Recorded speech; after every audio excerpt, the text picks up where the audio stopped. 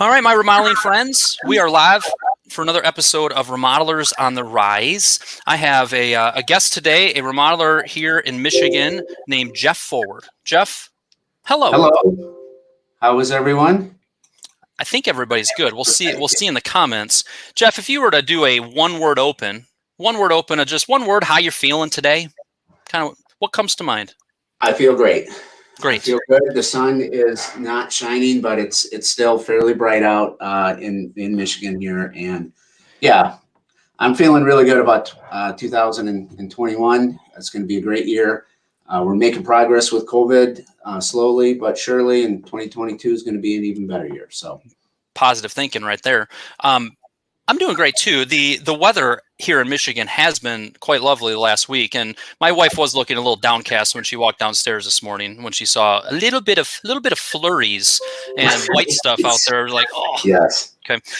So Jeff and I have never actually talked other than the last 10, 12 minutes, but I think I've followed your business maybe on Facebook, so I kind of got a feel for you. We're pretty close in proximity. I think you've seen me speak over the years at some of the various Remodeler and Home Builder Association events here in Michigan, and your name popped up on the Remodelers Community Facebook group about a month or two ago. If you're not part of Remodelers Community, if you go to remodelerscommunity.com, it's a great group.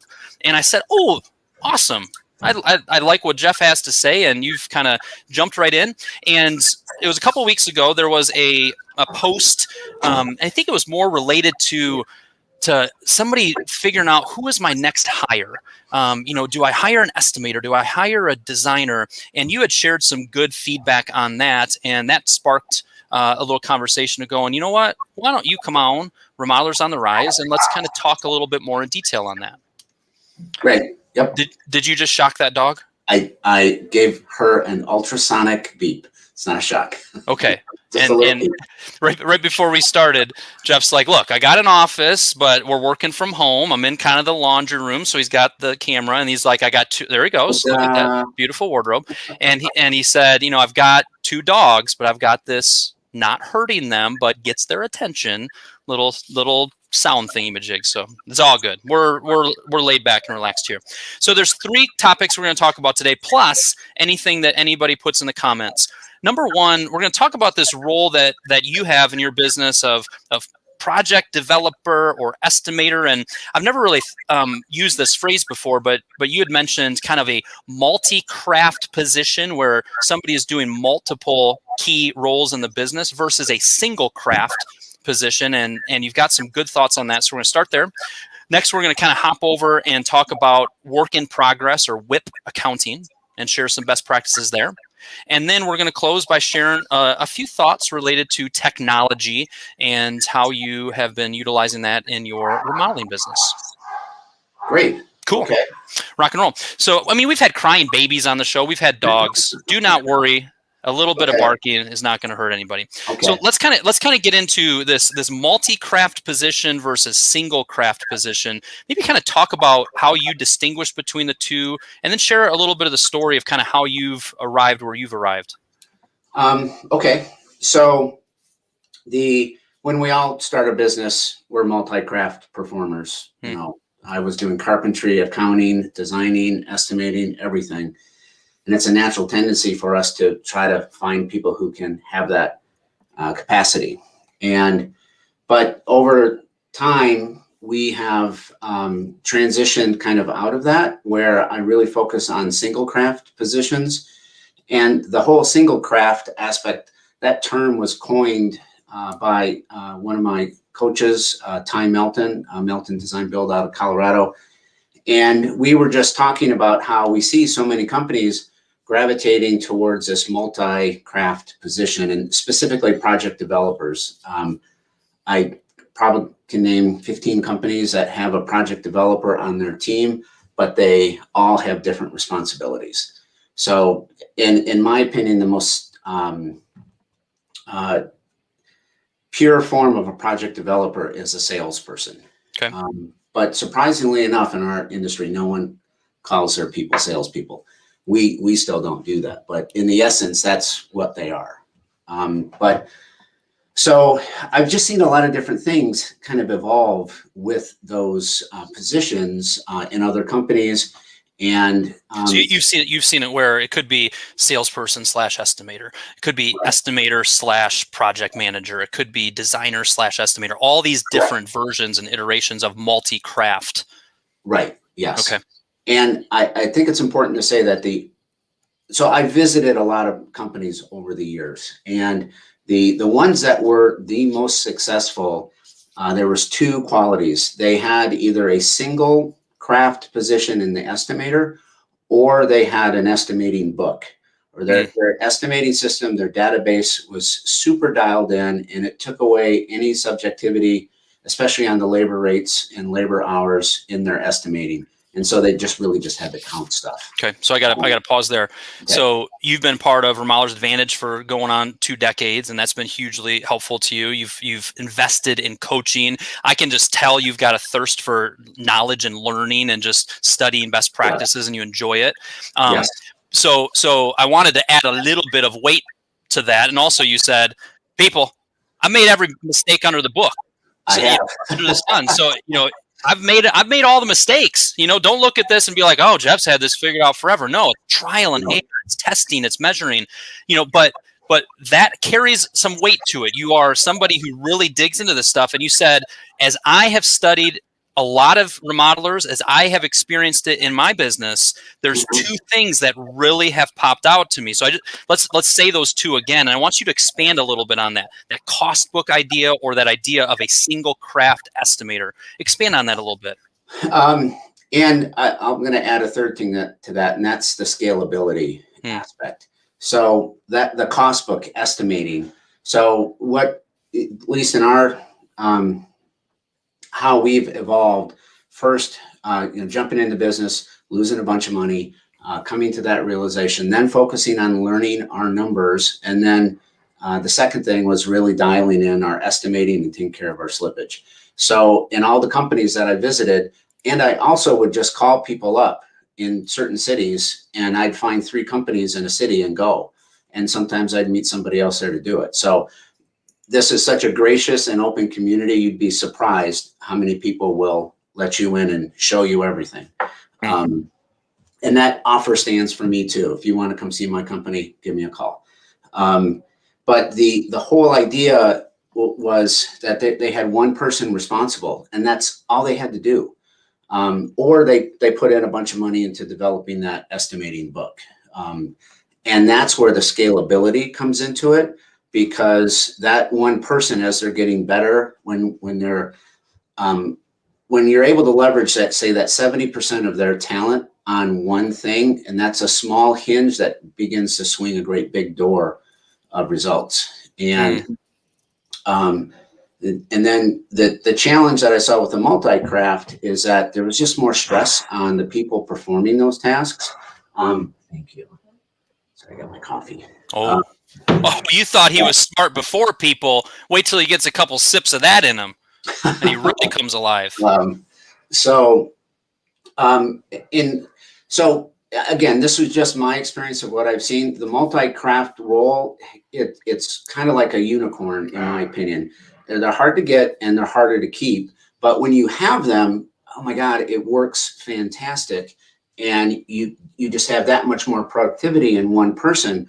But the challenge is performance over time. And I've seen people wind up leaving jobs because it's either too stressful, because the company is also trying to grow, and that those multi-craft positions can lead to a ceiling in growth. Because if you're constantly turning over people, especially in a key role like that, it just sets you back. It sets you back 6 months to a year. And also the challenge is kind of like what you said of when we start our businesses, we are multi-craft. We are this and this and this and this, all these different hats, right? You could also say it's multi-hat versus single hat, which is an analogy a lot of people will wrap around. So when do you see, or when have you seen, or what's been your experience as far as trying to figure out how to take those 2 hats that one person is wearing and divide it out? Have you noticed kind of a sales volume, or even just thoughts on when to know when it's time to do that, or have the courage to do it? Any thoughts on that? when it's not working. I mean, when your numbers aren't working and you can't figure it out, and it's like, okay, and I have a super stressed out designer. We went through the period of designers were also estimating, but we didn't have our cost book set up, and we did not have the money at that time to invest in really nailing that system down. So that was our moment in time of switching and starting to separate the estimating away from the design. And then and that was me doing the estimating. I used to do it, design and estimating, and it was okay. And then I had my designers doing it, and it wasn't okay. It went back to me just estimating, and it got better. But I was still wearing too many hats. And I think it was around 2013, 2014, we hired a standalone estimator, and kind of everything has gone uphill since then. And we've scaled quite a bit. So awesome. Peter said gray hat. He sent me this hat. I need to stop wearing it because he's thinking that's okay. But Peter, I'm going to be sending Kyle my hat, and I almost drove it up there this morning, but I didn't have to. That would have been fun. That would have been fun for you to just show up at the doorstep. Jef, that's a great point with both the cost book and estimating. Estimating is usually the least fun part of the business, but profit is made or lost there. Right. The idea of a cost book, I had this question pop up on a coaching call last week, and it was kind of like, do you have any tips as far as, some type of system software I can buy that, will just help me much more easily approach estimating? And there are some resources out there, but so often it's just so specific to your business and what you have set up. If you're somebody that goes, you know what, I do need to, you're hearing this, and I do need to create some kind of cost book. I do need to really get very clear with, when we do this task, here's the hours, here's our experience on it, here's the detail. How do you tackle that big, as one of my Jewish clients says, that's a big matzo ball. How do you attack that big task? What do you say to that? Write a clear description of your needs. And this gets into that technology conversation. Don't chase the features. Like, what do you really need? And then jump in and do those demos. But because there's some really awesome software out there just across the board especially for estimating. But I like to tell a little backstory about Clear Estimates. So that is it's a software company. It's a family of remodelers. Originally, I think the father in Minnesota. And the son went to college, developed this for his father, and then went on to sell it. Provide it as a service to people. And for me, it was a foundational software for us. It eventually helped us grow into how we estimate with Smartsheets. But that's my first recommendation to anyone who's looking at a software: start with Clear Estimates. Good. As a comparison basis. They had a little Michigan connection for a while. I know. I think they're back. They still, I believe they still live here. Yeah. He went out to Colorado and then realized Colorado's not as nice as Michigan. And he came back, I think was the deal. I think that was his brother who did that. Yeah. A couple other little things that you mentioned that I think is worth pulling out. And this might be early on, maybe before you had, money in your budget for coaching or this or that. You know what I did? I was weird, Kyle. I was weird. I picked up the stinking phone. I called 3 people that look like they know what they're doing. I flew my butt there. I drove my butt there. And wouldn't you know it, they were super helpful, super open to sharing.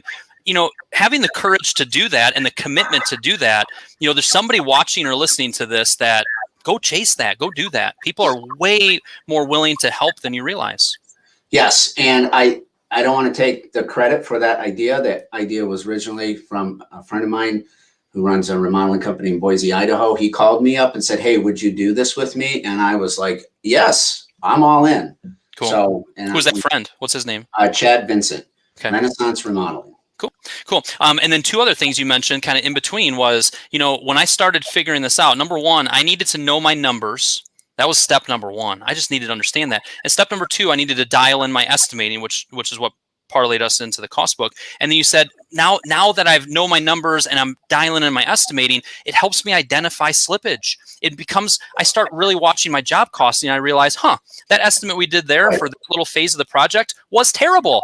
We actually ended up taking a lot more time, or we forgot this piece of material, that piece of material. Estimating in your cost book is going to be a ongoing, never-ending improvement area of your business. Consistently, always dialing in, always adding new things, especially now with things changing so quickly with pricing. So I wanted to kind of draw that out. Any quick thought on that? Yeah, I mean, you get your estimating wrong, and you're not using WIP accounting, and you're not doing your job costing. You're inviting, and I heard this, I believe you coined this phrase, a silent partner into your business. And it's so true. And I've been guilty of that. I've had a silent partner back in 14 and 15, a little bit in 16, and we were eventually able to remove that partner. Yeah. So it sounds really smart. So I'd like to take credit for it, but that wasn't me.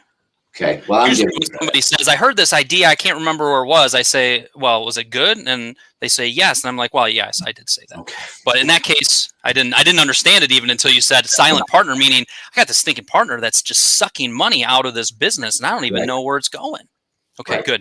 So that was the first part of our conversation related to the estimating. Think through that MultiCraft versus SingleCraft. Think through, and I'm hearing it from you. I've been hearing it and seeing it with more of my clients, this idea of a standalone salesperson.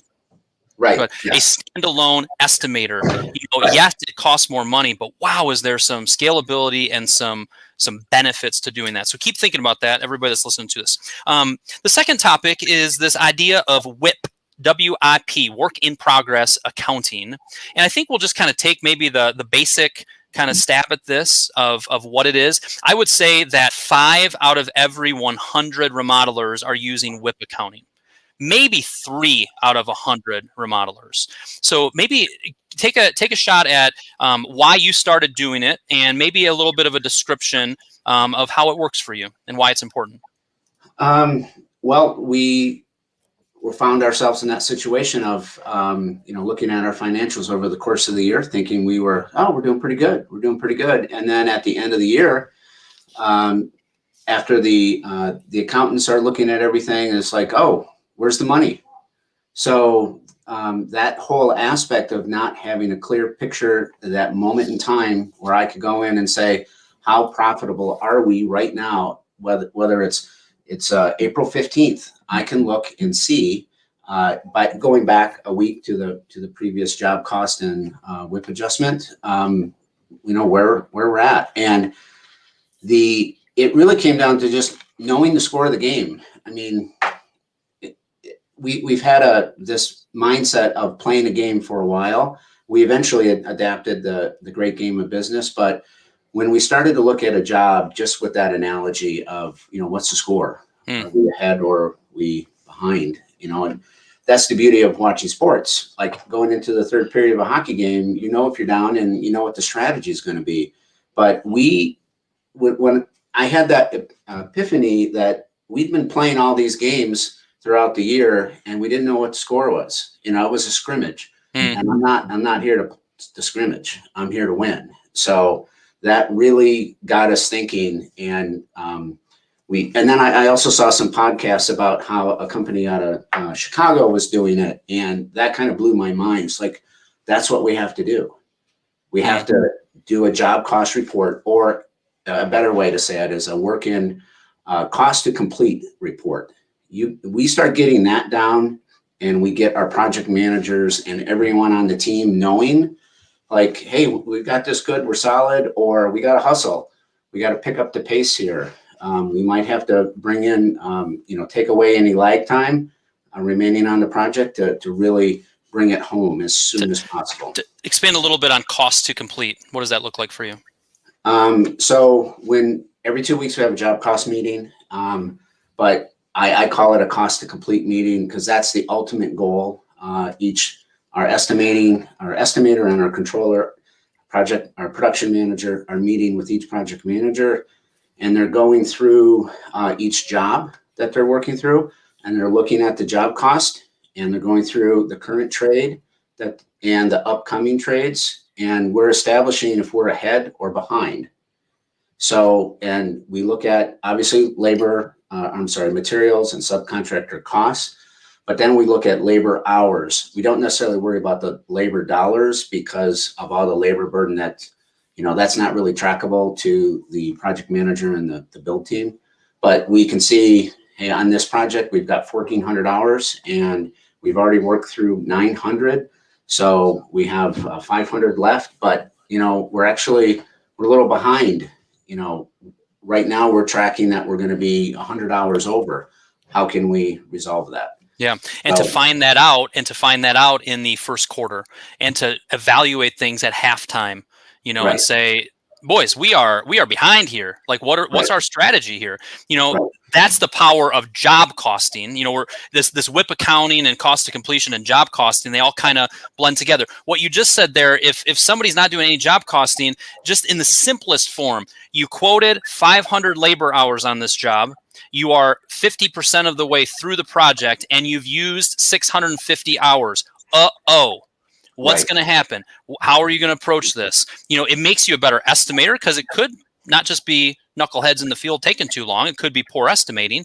And it also helps you be a better project manager, So job costing is so important. But back to WIP accounting, and take a hack at just given the basics of it.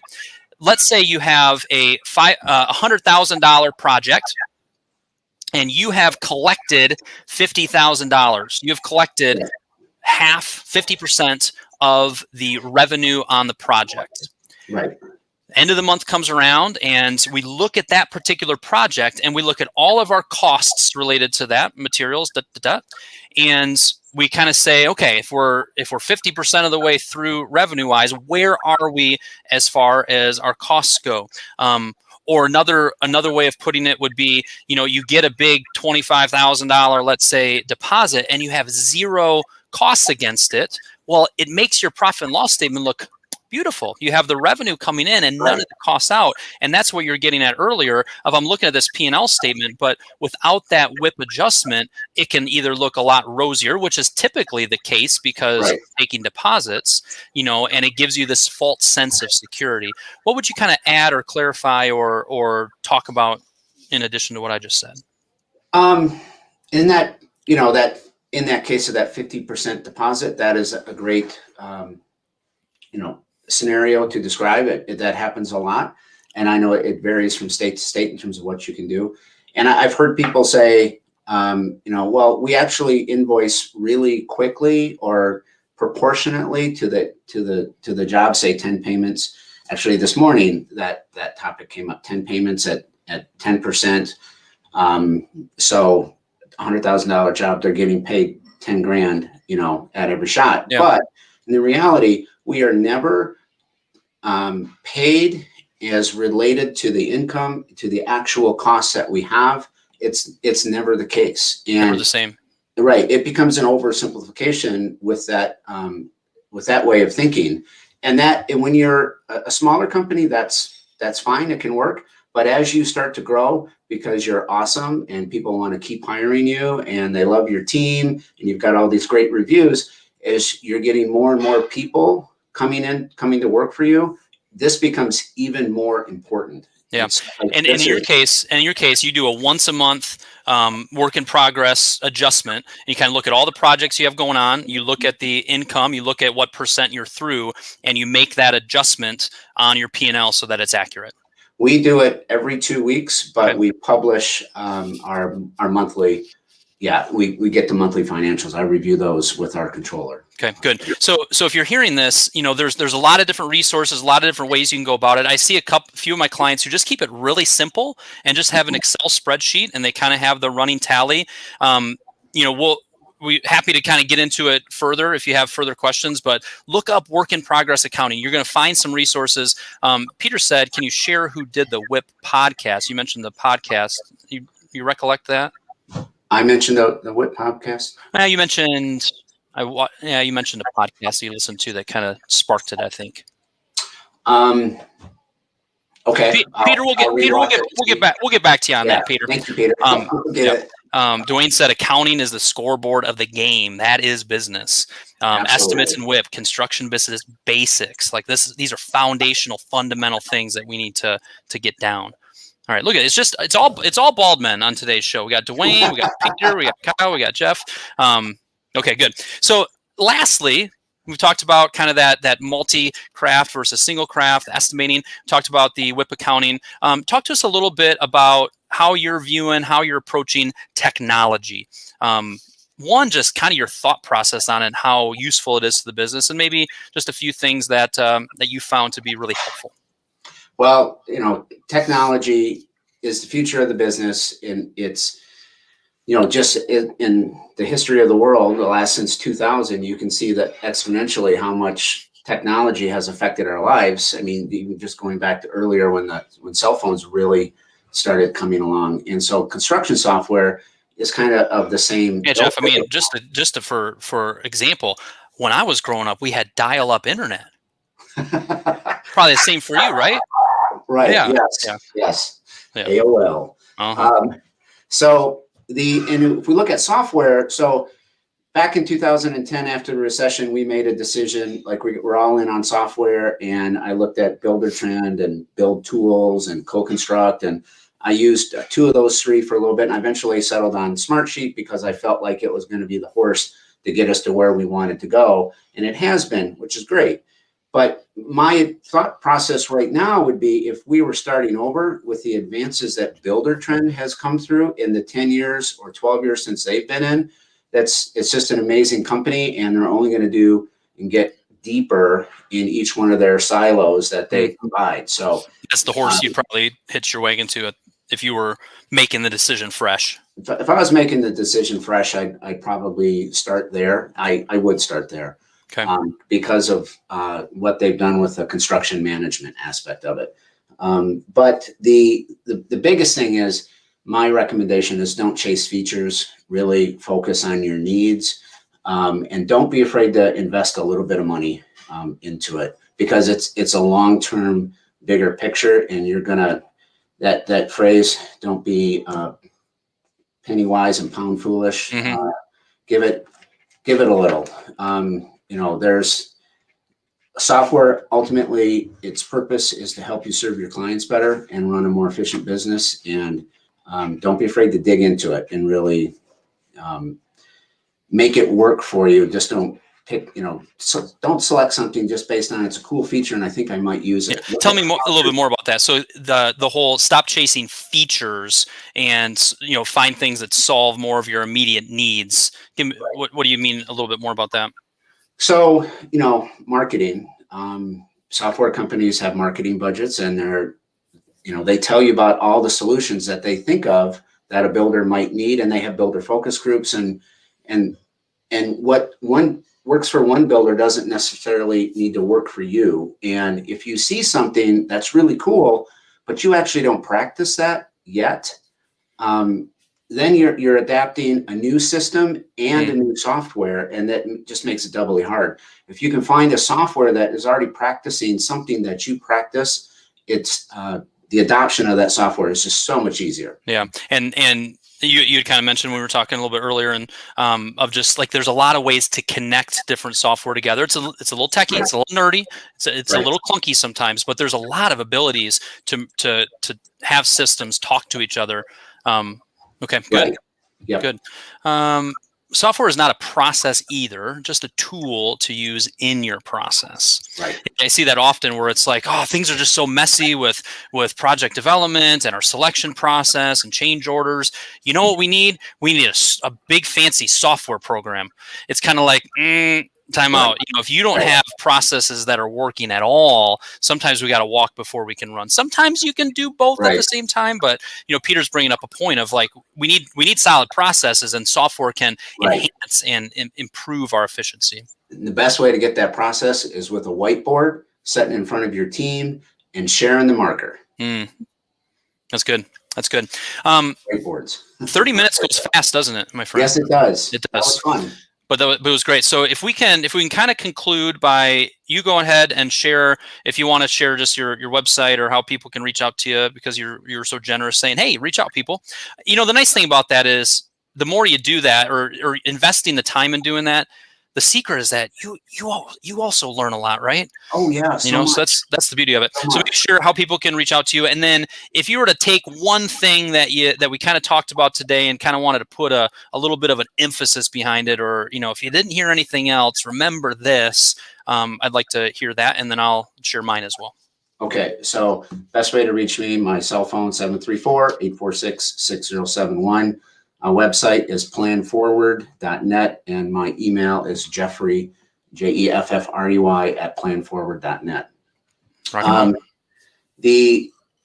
sorry, the last part of your question was something to share. Yeah, I'll give you an example, and then you can do yours. So if there was one thing I wanted people here, there's a lot of good stuff, but if there's one thing that I would kind of leave them with, or just double emphasize, it would be that concept of really dialing in your estimating book. Nobody's going to do it for you. It requires a lot of effort. It requires a lot of time, and it's a thing that you do over time. There's things you're learning on every estimate you're doing. Crap, I forgot that. Ooh, I need to add that. You've got to get the system there so that is constantly improving. And it's just an area that a lot of times that estimating is up in the owner's noggin or in somebody's noggin, and we need to have a good solid process. And like you were talking about, you get a good solid book. Now it's so much easier to grow and scale, and also train people to use that. So wanted to leave them with that. What would you leave the people with to kind of emphasize? Something that we touched on briefly, just about making mistakes, and that the importance of the sooner you can acknowledge, okay, that wasn't great, I can do better, and adapt that mindset of I can do this, and I'm going to do this, and like how can I get better? And that's led me to every decision and everything every success we've had. And like I said, I've made a ton of mistakes, but I've learned to move past them. I'm still making the mistakes now, I'm sure of it, and somebody's going to point it out in the coming months, and I'll say, you know what, you were right. But I'm trying to make smaller mistakes. So that's really the key aspect of this. Just find your thirst for learning, and don't be afraid to act on it. I love it. I also like that line of, I'm not playing this game. I'm not doing this game to, just, oh, hang on, we have a guest. Bring him in, Jeff, bring him in. Yeah. There's my little guy. Hey. Zoom school just got out. So yes. Yes. Go ahead. What did you just give him permission for? Play a game with his buddies online. All right, there we go. We're still in Zoom school here. So yeah, I'm with you, man. Cool. All right, my friend. Thank you so much, everybody. We will catch you next week for some more episodes of Remodelers on the Rise. Thanks, Jeff. There's that Bye, dog. doggies.